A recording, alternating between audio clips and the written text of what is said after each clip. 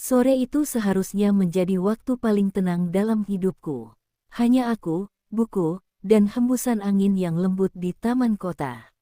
Tapi semuanya berubah saat seorang pria asing tiba-tiba duduk di sebelahku. Wajahnya pucat, napasnya berat, dan tanpa menatap, ia berbisik pelan di telingaku. Berpura-puralah jadi istriku, kamu sedang diawasi. Darahku seolah berhenti mengalir. Aku menoleh pelan, dan ketika mata kami bertemu, tubuhku membeku. Tatapan matanya, seperti menyimpan ketakutan sekaligus permohonan. Dan dalam sekejap, aku sadar. Sore yang tenang itu baru saja berubah menjadi awal dari kisah paling berbahaya dalam hidupku. Aku tidak tahu siapa dia, dan kenapa aku. Tapi sejak detik itu, hidupku tak pernah sama lagi. Inilah kisah tentang pertemuan tak terduga, antara dua orang asing yang dipertemukan oleh bahaya, namun diikat oleh takdir. Kisah yang dimulai dari kebohongan, tapi berakhir dengan cinta yang tak bisa disembunyikan. Selamat datang di Gemiteling, mari kita mulai. Sore itu, langit mulai merona jingga, daun-daun berguguran di sekitar bangku taman tempat aku duduk. Buku novel di tanganku hampir tamat, dan sesekali aku tersenyum kecil menikmati kisah cinta di dalamnya. Angin berhembus lembut, membawa aroma rumput basah setelah hujan siang tadi. Tidak ada yang aneh, tidak ada yang menegangkan, hingga langkah cepat seseorang membuatku menoleh tanpa sadar. Seorang pria asing duduk di sebelahku, begitu dekat hingga aku bisa mencium aroma keringat dan parfum yang samar. Nafasnya tersengal, matanya terus menatap lurus ke depan seolah menghindari sesuatu. Aku menatapnya sekilas, tapi belum sempat bertanya, ia berbisik pelan, berpura-puralah jadi istriku, kamu sedang diawasi. Kalimat itu begitu tiba-tiba, dingin, dan menancap ke seluruh tubuhku. Aku membeku, jantungku berdebar cepat, bibirku ingin bertanya tapi tak bisa bergerak. Aku menoleh perlahan, dan saat mata kami bertemu, ada ketakutan di sana, tapi juga permintaan yang seolah tak bisa kutolak. Lalu tanpa aba-aba, ia meraih tanganku dan menggenggamnya erat. Hangat tapi menakutkan. Dari ujung mataku, aku melihat dua pria bersetelan hitam berhenti tak jauh dari kami. Mereka menatap tajam, seolah mencari seseorang. Dan entah kenapa, aku merasa mereka mencariku juga. Tersenyumlah, bisik pria itu lagi. Suaranya nyaris tak terdengar. Aku menelan ludah, mencoba memaksakan senyum kecil. Ia pun merangkul bahuku dengan lembut, seperti pasangan yang sudah lama bersama. Dua pria bersetelan itu berpandangan sebentar, lalu berjalan menjauh. Tapi jantungku tetap berdebar kencang. Saat mereka hilang dari pandangan, aku langsung menarik tanganku.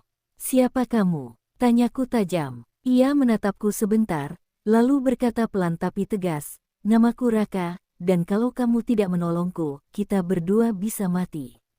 Aku terpaku. Suara angin tiba-tiba terdengar begitu keras, buku di pangkuanku terjatuh, halaman-halamannya terbuka oleh hembusan udara. Aku menatap wajahnya, mencari kebohongan, tapi yang kutemukan hanyalah ketakutan nyata. Di matanya ada sesuatu yang membuatku tak sanggup berdiri dan pergi. Hari itu, aku tidak tahu kalau langkah kecilku di taman akan menyeretku ke dalam rahasia besar, rahasia yang bahkan bisa menghancurkan hidupku sendiri. Tanganku masih gemetar saat pria itu, Raka, menatapku dalam diam. Nafasnya mulai tenang, tapi matanya tetap awas, seperti seseorang yang sedang diburu. Aku baru akan berdiri ketika ia menggenggam pergelangan tanganku lebih kuat. "Jangan bergerak," katanya cepat. Nada suaranya tegas, tapi ada ketakutan yang tak bisa ia sembunyikan. Seketika tubuhku menegang. Dua pria bersetelan hitam yang kulihat tadi kini berdiri tak jauh dari kami, menatap ke arah bangku taman ini. Raka berpura-pura tersenyum, lalu memiringkan tubuhnya, agar tampak lebih dekat denganku. Tersenyumlah sedikit, mereka masih memperhatikan. Aku menelan ludah, berusaha menampilkan ekspresi tenang padahal jantungku berdegup gila. Ia bahkan berani memeluk bahuku, membuatku nyaris berteriak karena terkejut. Tapi entah kenapa, aku tetap diam. Ada sesuatu dalam nada suaranya yang membuatku percaya bahwa apapun yang sedang terjadi bukan hal sepele. Kedua pria itu saling berbisik, lalu berjalan menjauh perlahan. Tapi tatapan terakhir dari salah satu di antaranya membuat bulu kudukku berdiri. Tatapan yang tajam, menusuk, seolah menandakan bahwa permainan ini belum selesai. Begitu mereka benar-benar pergi, aku segera menarik lenganku dan menatap Raka tajam. Sekarang jelaskan, siapa mereka, dan kenapa aku? Suaraku gemetar antara takut dan marah. Raka menatapku lama, seolah menimbang harus berkata jujur atau tidak. Aku tidak bisa menjelaskannya di sini, katanya pelan, kalau mereka tahu kamu bicara denganku, kamu bisa ikut jadi target. Aku terdiam, kata target menggema di kepalaku. Ini bukan kebetulan, bukan juga candaan. Lalu ia berdiri, menatap ke arah jalan di depan taman, dan berkata lirih. Percayalah padaku, kalau kamu mau tetap hidup, ikut aku sekarang. Angin sore berubah dingin. Suara burung yang biasanya ramai kini lenyap. Aku hanya menatap punggungnya yang perlahan menjauh sambil berbisik pada diri sendiri. Apa yang baru saja kumasuki ini? Namun kaki ini malah melangkah mengikuti dia. Bukan karena percaya, tapi karena entah kenapa, bagian dari diriku merasa aku memang harus bersamanya. Langkahku berat, tapi entah kenapa aku tetap mengikuti Raka keluar dari taman. Setiap beberapa detik, ia menoleh ke belakang dengan gelisah, memastikan tidak ada yang mengikuti kami. Cepat, katanya dengan suara rendah. Aku tak tahu kemana dia akan membawaku, tapi rasa takut membuatku tak bisa berpikir jernih. Jalanan sore itu mulai sepi, hanya terdengar deru kendaraan dari kejauhan. Kami berhenti di depan sebuah mobil hitam yang tampak biasa, tapi interiornya berantakan, peta, laptop, dan berkas berserakan di kursi belakang. Masuk, ucapnya singkat. Aku menatapnya tak percaya. Aku bahkan tidak tahu siapa kamu. Raka menatapku sekilas, lalu mendekat. Kalau kamu tetap di sini, mereka akan menemukanmu dalam waktu 5 menit. Nada suaranya tidak main-main. Matanya menatapku begitu dalam, penuh ketegangan dan rasa takut yang nyata. Akhirnya, dengan langkah ragu, aku masuk ke mobil itu. Begitu mesin dinyalakan, mobil langsung melesat meninggalkan taman. Dari kaca spion, aku melihat dua pria bersetelan hitam itu muncul di ujung jalan, berlari kecil sambil menatap ke arah kami. Jantungku serasa akan meledak. Siapa mereka, Raka? Apa yang mereka mau? Raka menggenggam kemudi erat. Mereka orang suruhan perusahaan tempatku dulu bekerja, dan mereka ingin mengambil sesuatu yang kusimpan. Aku menatapnya ngeri. Sesuatu apa? Ia diam lama, lalu berkata lirih, sebuah rahasia yang bisa membuat banyak orang kehilangan segalanya. Mobil terus melaju di jalan lengang.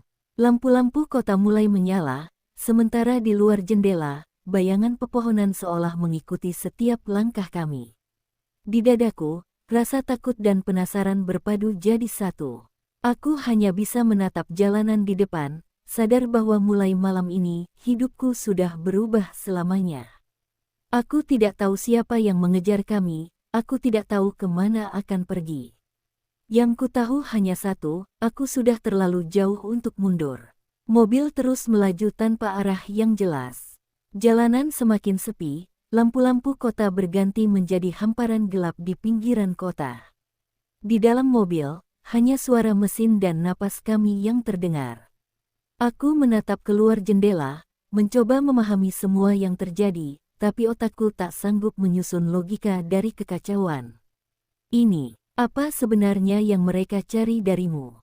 Tanyaku akhirnya, suaraku bergetar.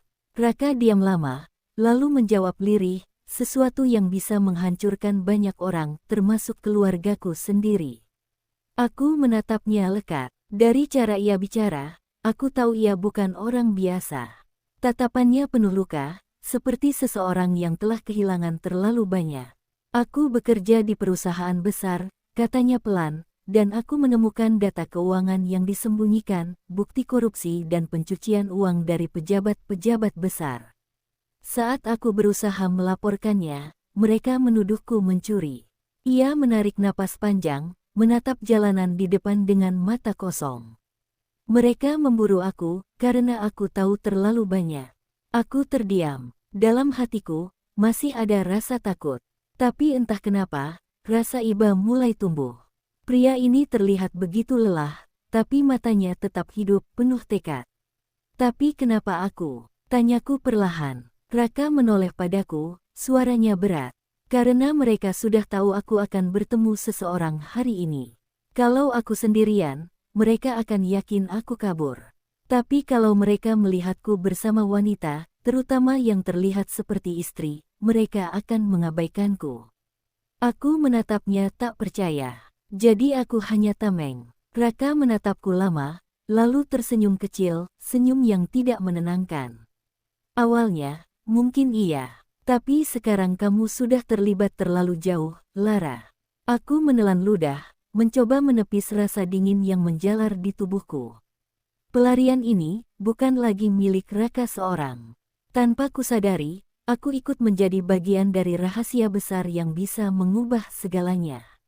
Dan malam itu, di tengah jalan sepi yang terus kami lalui, aku mulai menyadari, mungkin aku tak akan bisa kembali ke hidupku yang dulu lagi.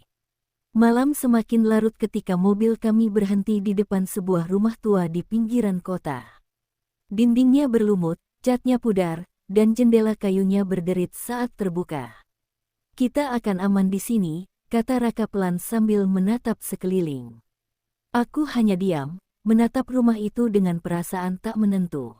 Aman. Rasanya kata itu sudah kehilangan maknanya sejak aku bertemu dengannya. Kami masuk tanpa menyalakan lampu, hanya ditemani cahaya redup dari bulan di luar jendela. Raka memeriksa setiap ruangan satu persatu, memastikan tidak ada orang lain di dalam. Aku duduk di kursi tua yang berdebu, mencoba menenangkan diri. Berapa lama kita harus sembunyi di sini? Tanyaku lirih. Raka menatapku sebentar, sampai aku bisa memutuskan langkah selanjutnya. Suara itu tegas, tapi di baliknya aku bisa mendengar lelah yang dalam. Malam semakin hening. Aku mencoba tidur di sofa, tapi pikiran tak berhenti berputar. Siapa sebenarnya Raka? Kenapa aku bisa begitu bodoh mengikuti orang asing sejauh ini? Namun saat aku menatapnya dari kejauhan, duduk bersandar di dinding dengan pistol di pangkuannya, aku tahu satu hal, pria itu bukan orang jahat. Matanya penuh rasa bersalah, tapi juga perlindungan. Entah sejak kapan, rasa takut di dadaku mulai berubah menjadi iba. Tiba-tiba suara langkah kaki terdengar di luar. Aku sontak duduk tegak, jantungku berdebar. Raka segera memberi isyarat agar aku diam. Ia berjalan pelan ke arah jendela, mengintip dari celah tirai. Dalam sekejap, ia menarikku menjauh, mematikan lampu minyak, lalu menarikku bersembunyi di balik lemari besar. Beberapa detik kemudian, suara ketukan keras menggema dari depan pintu. Tok, tok, tok. Raka, bisikku hampir tanpa suara. Ia meletakkan jari di bibirnya, memberi tanda diam. Suara langkah di luar makin dekat, lalu terdengar seseorang berbicara samar, kita yakin dia di sini. Dadaku serasa berhenti berdetak. Raka meraih tanganku di kegelapan, genggamannya kuat tapi hangat, seolah ingin bilang aku akan aman selama bersamanya. Saat suara di luar perlahan menjauh, aku nyaris tak bisa bernapas. Lega. Dan malam itu, di tengah ketakutan dan keheningan, aku baru sadar, entah bagaimana, aku mulai mempercayai pria asing yang telah mengubah seluruh hidupku ini. Pagi datang tanpa cahaya yang menenangkan. Sisa malam masih menempel di udara, dingin dan penuh sunyi. Aku terbangun di sofa dengan selimut lusuh yang ternyata diselimuti Raka semalaman. Ia duduk di dekat jendela, menatap keluar dengan wajah yang tak bisa kubaca. Di meja, secangkir kopi sudah dingin, sepertinya ia tidak tidur semalam. Kenapa kamu terus menatap kosong begitu? Tanyaku pelan. Raka menoleh, lalu tersenyum tipis, tapi senyum itu terasa hancur. Aku sedang mengingat sesuatu yang seharusnya kulupakan. Ia terdiam lama, lalu mulai bercerita. Tentang pekerjaannya di perusahaan teknologi besar yang ternyata hanya kedok dari jaringan korupsi. Tentang bagaimana ia menemukan bukti kejahatan keuangan yang melibatkan pejabat dan pengusaha besar. Dan tentang malam di mana ia kehilangan segalanya, karir, keluarga, bahkan tunangan yang ternyata berkhianat demi uang. Suara Raka bergetar saat ia berkata, "Mereka menuduhku mencuri data. Aku dipenjara seminggu, disiksa, lalu berhasil kabur. Sejak itu, aku hidup seperti hantu." Aku terdiam. Di balik ketegasannya, ternyata ada luka yang dalam, luka yang membuatnya selalu waspada dan takut percaya siapapun. Dan sekarang, katanya lirih, aku tidak tahu harus lari kemana lagi. Aku menatapnya, mencoba mencari kata-kata yang bisa menenangkan, tapi yang keluar justru kalimat pelan, "Mungkin kamu tidak harus terus berlari, Raka." Ia menatapku dengan tatapan yang sulit dijelaskan, antara ragu dan hangat. Untuk pertama kalinya, matanya tidak terlihat dingin. Ia bahkan sempat tersenyum kecil, lalu berkata, "Kamu aneh, Lara. Semua orang lari dariku, tapi kamu justru tinggal." Aku menunduk, tidak tahu harus menjawab apa. Tapi di dadaku, sesuatu bergetar, perasaan yang tidak seharusnya tumbuh di tengah pelarian seperti ini. Namun ketenangan itu tak bertahan lama. Saat malam tiba, Raka memberiku sebuah file kecil di flash disk. "Kalau sesuatu terjadi padaku, simpan ini baik-baik," katanya tegas. Aku menatap benda itu dengan bingung. "Apa isinya?" Ia menatapku dalam-dalam. Suaranya pelan tapi jelas, kebenaran yang bisa membunuh orang atau menyelamatkan banyak nyawa.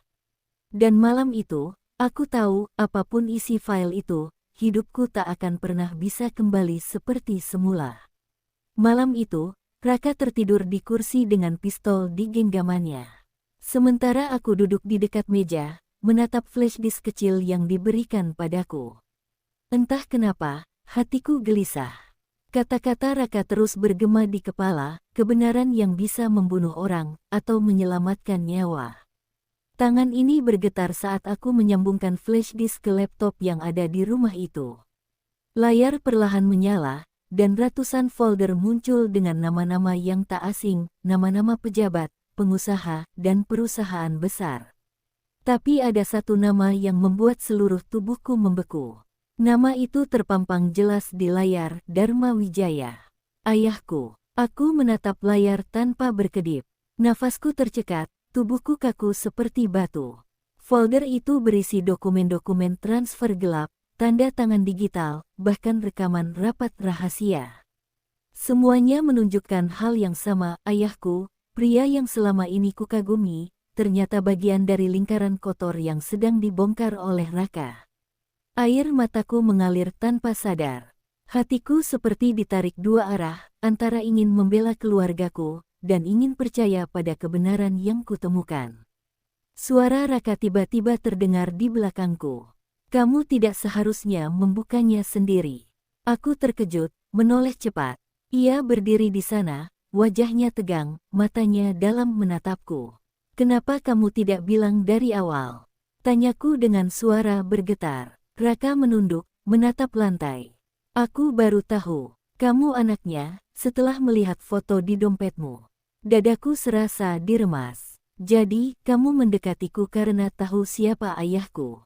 Raka mendekat, suaranya pelan tapi jujur. "Awalnya iya, Lara, aku butuh cara untuk bisa mendekati keluargamu. Tapi semuanya berubah saat aku melihat ketakutanmu di taman itu. Aku tidak lagi melihat anak dari Dharma Wijaya. Aku hanya melihat seorang wanita yang bahkan di tengah bahaya, masih berani menatapku dengan percaya." Air mataku menetes lebih deras. Aku ingin marah, tapi bagian lain dari diriku tahu ia tidak berbohong. Namun satu hal kini jelas, kebenaran ini bukan hanya tentang Raka, tapi juga tentang darahku sendiri. Dan aku tak tahu apakah aku siap menghadapi semuanya. Aku tak bisa menahan air mata saat berjalan meninggalkan rumah itu. Setiap langkah terasa berat, tapi aku tidak sanggup lagi melihat wajah Raka. Pria yang awalnya menyelamatkanku ternyata memiliki alasan tersembunyi. Semua kebaikan, Semua perhatian kini terasa seperti kebohongan. Lara, tunggu. Suaranya terdengar dari belakang. Aku tidak berhenti. Kau hanya memanfaatkanku, kan? Teriakku tanpa menoleh. Raka berdiri di tengah hujan yang mulai turun, wajahnya penuh sesal. Aku tidak bermaksud begitu. Aku menatapnya dengan mata yang basah. Kau berbohong sejak awal, Raka. Aku tidak tahu siapa yang lebih berbahaya, mereka yang memburumu, atau kamu sendiri. Aku berbalik dan berjalan cepat menuju jalan utama. Mobil-mobil lewat tanpa peduli, dan aku merasa benar-benar sendirian. Aku hanya ingin pulang. Tapi pulang kemana? Rumahku bukan lagi tempat yang aman, dan keluargaku ternyata bagian dari kebohongan besar itu. Saat pikiranku kalut, suara ban mobil berhenti mendadak di belakangku. Sebelum sempat menoleh, seseorang menarik lenganku kasar. Aku berteriak, tapi mulutku langsung dibungkam. Dunia berputar cepat, dan semuanya gelap. Ketika aku sadar, aku sudah berada di ruangan gelap dengan tangan terikat. Lampu di atas kepala menyala redup, menyoroti wajah dua pria bersetelan hitam, wajah yang pernah kulihat di taman. Jadi ini dia putrinya Dharma Wijaya, kata salah satu dari mereka dingin. Aku terkejut, mereka tahu siapa aku. Salah satunya mendekat, menatapku dengan tatapan tajam. Katakan, di mana Raka menyembunyikan datanya? Aku menggigit bibir, berusaha menahan ketakutan. Tapi sebelum sempat menjawab, pintu tiba-tiba terbuka keras, dan suara tembakan menggema di udara. Raka muncul dengan luka di bahunya, wajahnya basah oleh darah dan hujan. Ia menembak lampu di atas, membuat ruangan gelap seketika. Dalam kekacauan itu, aku merasakan genggamannya di tanganku, menarikku keluar. Kami berlari di tengah hujan, peluru berdesing di belakang. Nafasku tersengal, tubuhku gemetar, tapi ia tetap memelukku di antara desing peluru. "Kenapa kau datang?" tanyaku dengan air mata bercampur hujan. Raka menatapku dengan mata penuh luka, suaranya parau, "Karena aku tidak akan biarkan siapapun menyakitimu, bahkan jika itu harus mengorbankan nyawaku." Aku menatap wajahnya yang berlumur darah. Semua kemarahan yang tadi kupendam sirna begitu saja. Dan malam itu, di bawah hujan deras dan langit gelap, aku sadar cinta terkadang datang di waktu yang paling salah, tapi dengan alasan yang paling benar. Raka terbaring lemah di lantai gudang tua, darah mengalir dari bahunya yang tertembak. Aku berlutut di sampingnya, menekan luka itu dengan tangan gemetar. Nafasku tersengal, tubuhku bergetar hebat. "Bertahanlah, tolong bertahan, Raka," bisikku di antara tangis. Matanya terbuka perlahan, menatapku dengan pandangan lemah tapi hangat. "Pergilah, Lara, mereka akan datang lagi. Jangan pedulikan aku." Aku menggeleng keras. "Tidak. Aku tidak akan tinggalkan kamu." Tangannya menyentuh pipiku, dingin dan bergetar. "Kamu harus selamat. Kamu satu-satunya alasan aku masih hidup." Di luar, suara mobil-mobil terdengar mendekat. Aku tahu mereka yang memburunya telah menemukan kami.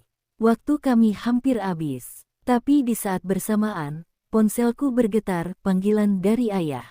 Tanganku gemetar ketika aku mengangkatnya. "Lara," suara ayahku terdengar tegas namun panik, "jangan bersama pria itu. Dia berbahaya. Dia ingin menjatuhkanku. Aku tahu kamu dengannya." Air mataku jatuh, tapi bukan karena takut, melainkan karena kecewa. "Berbahaya." Suaraku bergetar. "Berbahaya karena dia ingin membongkar semua kejahatanmu, ayah." Hening. Lalu terdengar suara napas berat di seberang. "Kau tidak tahu apa-apa, Lara. Semua ini untuk melindungimu." Aku menutup telepon itu dengan tangan gemetar. Suaraku pecah, "Kalau ini caramu melindungiku, maka aku lebih memilih kebenaran." Aku menatap Raka yang hampir kehilangan kesadaran. Dalam dadaku, perang batin berkecamuk. Aku tahu jika aku menolongnya, aku juga akan menjadi buronan. Tapi jika aku meninggalkannya, aku akan kehilangan seseorang yang tulus mencintaiku untuk pertama kalinya. Aku menarik napas panjang, lalu berbisik, "Kita akan keluar dari sini. Hidup atau mati, aku tidak akan tinggalkan kamu. Dengan sisa tenaga, aku membantu Raka berdiri. Kami bersembunyi di antara puing-puing dan keluar lewat jendela belakang. Suara sirene, hujan, dan detak jantungku berpadu jadi satu. Dan di tengah kegelapan malam itu, aku sadar cintaku pada Raka bukan lagi kebetulan. Ini adalah pilihan. Pilihan yang mungkin akan menghancurkan segalanya, tapi juga bisa menjadi awal dari kebebasan yang sebenarnya. 3 bulan sudah berlalu sejak malam itu. Luka di bahu Raka mulai mengering, tapi luka di hatinya dan hatiku masih terasa dalam. Kami berdua kini bersembunyi di kota kecil di pinggir laut, jauh dari hiruk-pikuk dan bayangan masa lalu. Setiap pagi aku duduk di tepi pantai, membaca buku, seperti hari pertama kami bertemu. Bedanya, kali ini aku tidak sendirian. Raka akan datang dengan 2 cangkir kopi, duduk di sebelahku, dan tersenyum dengan mata yang kini lebih tenang. Tapi di balik senyum itu, aku tahu ada kenangan pahit yang takkan pernah benar-benar hilang. Suatu sore, aku menyalakan televisi. Berita besar sedang disiarkan. Kasus korupsi besar yang melibatkan pengusaha Dharma Wijaya akhirnya dibuka. Ia menyerahkan diri dengan membawa bukti-bukti tambahan. Tanganku terhenti, air mata langsung jatuh. Raka berdiri di belakangku, meletakkan tangannya di bahuku. Dia akhirnya memilih menyerah, bisiknya lembut. Aku menatap layar dengan campuran sedih dan lega. Dia masih ayahku, tapi sekarang aku tahu, dia juga manusia. Dan mungkin ini cara semestinya semua berakhir. Raka mengangguk pelan. Kebenaran memang menyakitkan, Lara. Tapi lebih baik hidup dengan luka karena kejujuran, daripada tenang dalam kebohongan. Aku menatapnya lama, lalu menggenggam tangannya. Terima kasih sudah menyelamatkanku. Tidak hanya dari mereka, tapi dari kebohongan yang selama ini menjeratku. Raka tersenyum, menatap laut yang berkilau di bawah sinar senja. Kamu tahu, hari itu di taman, aku tidak pernah menyangka bahwa permintaanku untuk berpura-pura jadi istriku justru membuatmu jadi alasan aku ingin hidup. Aku tertawa kecil di antara air mata. Dan aku tidak pernah menyangka, berpura-pura jadi istrimu justru membuatku benar-benar jatuh cinta. Kami duduk berdampingan, membiarkan angin laut membelai wajah. Di kejauhan, matahari perlahan tenggelam, meninggalkan cahaya oranye di cakrawala. Tidak ada janji muluk, tidak ada masa depan yang pasti, hanya 2 jiwa yang pernah hancur, kini berani saling percaya. Karena terkadang, cinta tidak datang dari rencana. Ia muncul dari kepura-puraan, tumbuh di tengah bahaya, dan bertahan karena kejujuran. Dan begitulah akhir dari kisah. Berpura-puralah jadi istriku, sebuah cerita tentang pertemuan tak terduga yang berubah menjadi cinta sejati, tentang kepura-puraan yang justru membuka jalan menuju kebenaran. Kadang, hidup mempertemukan kita bukan untuk membuat segalanya mudah, tapi untuk menunjukkan siapa yang benar-benar akan bertahan di sisi kita. Meski dunia seakan runtuh, jika kamu tersentuh dengan kisah ini, jangan lupa untuk like, subscribe, dan aktifkan lonceng notifikasinya, agar kamu tidak ketinggalan cerita penuh haru dan makna lainnya dari Gemitelling. Karena setiap kisah selalu punya sisi yang tak terlihat, dan disinilah kita akan menceritakannya dengan hati. Sampai jumpa di cerita berikutnya. Hanya di Gemitelling, tempat di mana emosi dan cerita bertemu dalam satu suara.